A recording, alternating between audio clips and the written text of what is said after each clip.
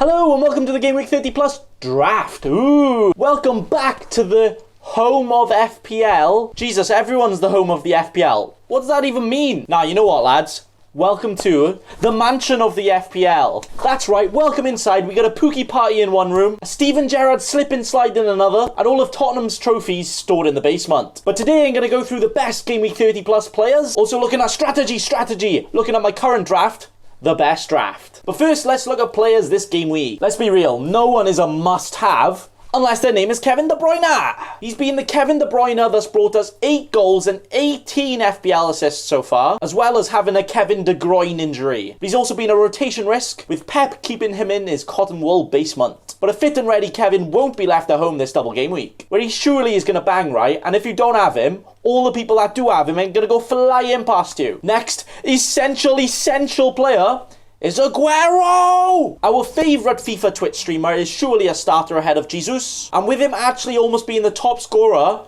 in so many less minutes than the rest, he might be raring to go to try and get that. Same with De Bruyne though, if he bangs and you don't have him, that's a lot of people zooming past you. Additional Man City options for me include Mahrez and Sterling. Both rotation risks with Sane potentially fit for some minutes, but both on the day can do all the banging and get all the points and all the golassos. I would personally go Mahrez because I feel like they're going to get similar points and Mahrez is cheaper and he's better and he's selected by less teams and he takes some set pieces. Definitely even, right? But when the action returns, teams are allowed 5 subs. Now, Pep Guardiola with 5 subs is definitely some kind of Thanos energy stuff. Like, I wouldn't be surprised if he subs off all of his starting attackers eventually by the end of the game. So, rotation, yes. Making my final suggestion for them, Mr. Ederson. Now, he is expensive, but he is actually likely for at least 1 clean sheet, you'd say. Plus, it's Ederson. We wouldn't be surprised if he gets a couple assists, let's be real. And if you really didn't want to risk that rotation, then I think Ederson is your man. Now, Arsenal players.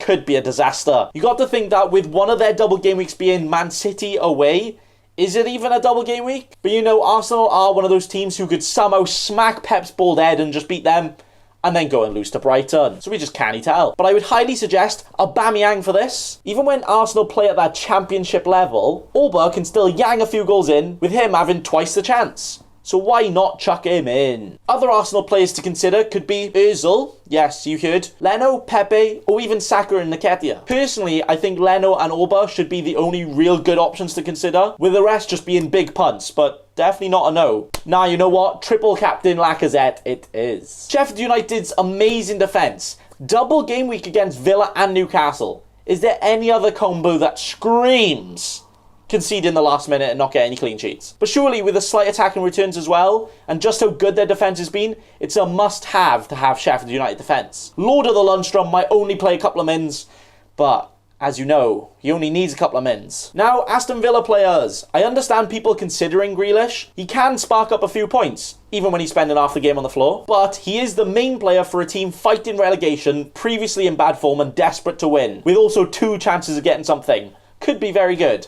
But then, people are also considering Samatta. What the bloody Nora is Samatta with you? I mean, absolute scenes if he scores an hat-trick, but what? I think I'm good. Then apart from the double game week players, don't think anyone else is essential. But Man United could actually do absolute bits with Rashford, Martial, Bruno and Pogba, so watch out for them. Now, the players you choose from this game week also very much depends on your strategy. If you're happy with your team, then free hit is good for now. If you aren't happy with your team but have a wild card, you can use this week as a kind of extra free hit and then use your wild card after. But me, the big strategy geese over here, has finally decided on what strategy to go for. And what I'm going for is use my unlimited transfers to set up maximum points this week whilst using my bench boost. Then, are you ready for this? Free hit next week, then use my wildcard the week after with more data than most people. Now, what is my reasoning for this? Okay, so this week, having a fully decked out team with a great bench boost might put me ahead of a lot of players that haven't gone fully out this week, whilst it also being the best time for a bench boost in my opinion, with there potentially being no other chance for a double game week. Then by using my free hit next week, not only can I bring in players that a lot of people don't have because they either set up for this week or they're wildcarding next week for the rest of the season, but players that did well this week, hopefully their price would increase and then increasing my value a bit so the team value that I've lost kind of balances out a little. And then I also got a great chance to have both Salah and Mane in the game where they will potentially win the league, where I think they're just going to bang it. Then when I use my wildcard, I have 1 more week's worth of data than most people are using their wildcards, so hopefully make better decisions. Using this, I could potentially climb a lot this week, have differentials the week after to climb again, then also having a team better set up for the rest of the season over a lot of the popular strategies to climb even more at the end. I feel like this is not only the best plan for my rank, but one of the best plans for my chips too. If this is successful, this could get me in first place, lads. Easy, no lie. Like, it could actually work. But also, there's not even that much risk. It's actually less risky as I have more time to plan my wildcard so my team's not ruined. Now, if you tell me this strategy is not the best strategy, then fair play, that's fine, you know, you don't have to agree. But best strategy. With that being in mind, let's look at my Gameweek 30 plus draft where I fully focus just on this week's games. Now, I must say, my thinking behind what's going to happen in these games is I think there could be a lot of golassos, as team's defence might be a bit rusty, with every team's defence making Aston Villa's look good. With this in mind, I'm thinking very cheap defence and all the goal scorers in attack. And a bench boost activated on this, but my not fully confirmed Gameweek 30 plus draft includes Kevin De Bruyne! I think he will start both games, double game week at home. He's a sexy ginger lad. Do I need to say any more? My next player is Aguero! Like I said, all the goals to happen, 2 hat-tricks from Aguero in the basket already, and a potential 100-point captain choice, yeah? Sounds good. Then my final City player being the French wizard, Mahrez.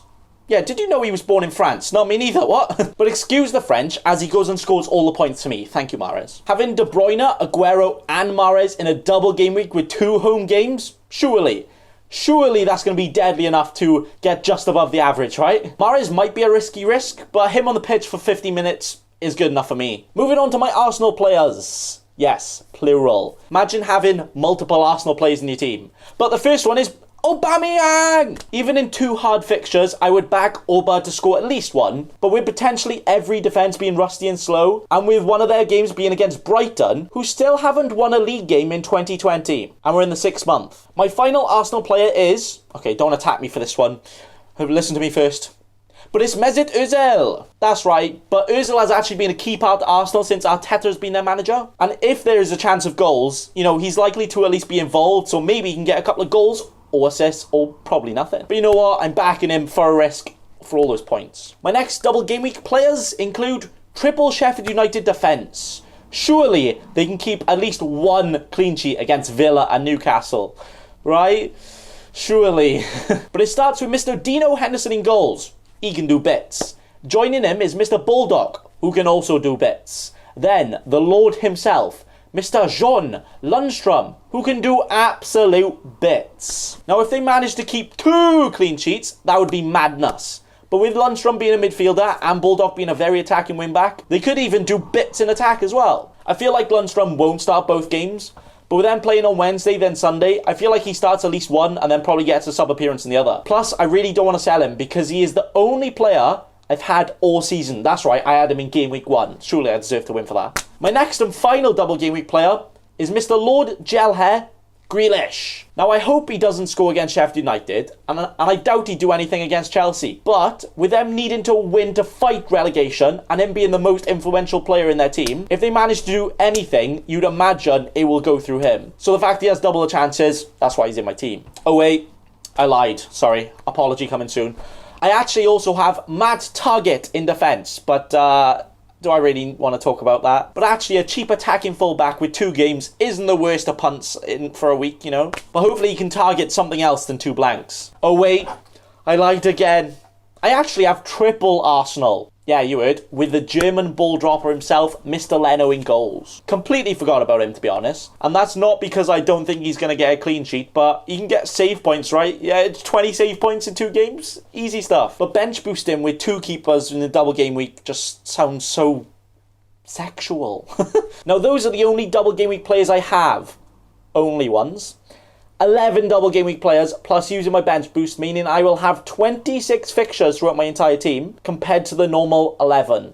And you're trying to tell me that my bench boost ain't worth it, yeah? But the remaining players are still a bit in the air, having a fly about. But the first one that might Prit stick in my team and stay there is the man, the myth, the not yet finished scoring, Timo Pukki. Now, you might think I'm mad, an absolute madman. But Mad Lad over here has some good reasoning, alright? Norwich, on a good day, can actually be really free scoring. They play against a Southampton team whose style actually encourages Norwich attacking play. And with Pukki being the main scorer, he will probably be involved if they score. And the main reason being, the only reason Southampton started to get better in defence was because of all the high-intensity pressing they now do. But now with all this time off, even with 5 subs, are they going to be able to keep up that high intensity and keep glued together as they usually have been? Maybe for most of the game, but for all of it? Pukki lad, you go get something. That's right. Next up is my defender, Sayunchu. Now this defo could change, but I do have some value tied in.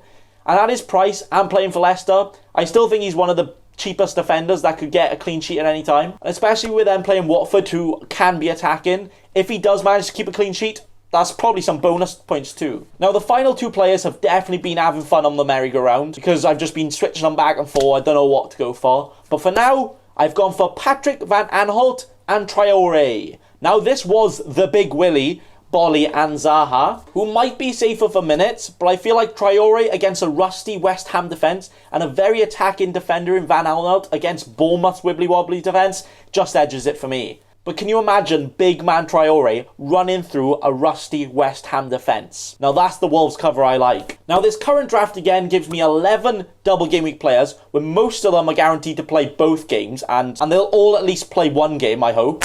Along with key players in other teams such as Pukki and Van Aanholt. This draft is definitely not confirmed, I actually have 0.4 mil in my back pocket in a bank. So I could upgrade Sayunchu to like Big Willie, or even Van Aanholt down to like Maguire or Wan-Bissaka, so I can still change it. Or you know what? Pukki to Samatta, because that is epic. This team meaning I also have a player playing in every single game, apart from Spurs, Man United, and the Merseyside derby. Now this could very well bite me on the backside, but with how tight those games might be, I don't see their players worth the price just for this game, plus it makes me have more double game week players. So let me know what you think of my team, let me know who you're going for and your team. Thanks for watching, and remember... Don't be a cheeky scrub. Subscribe to Nathan Bacon right now.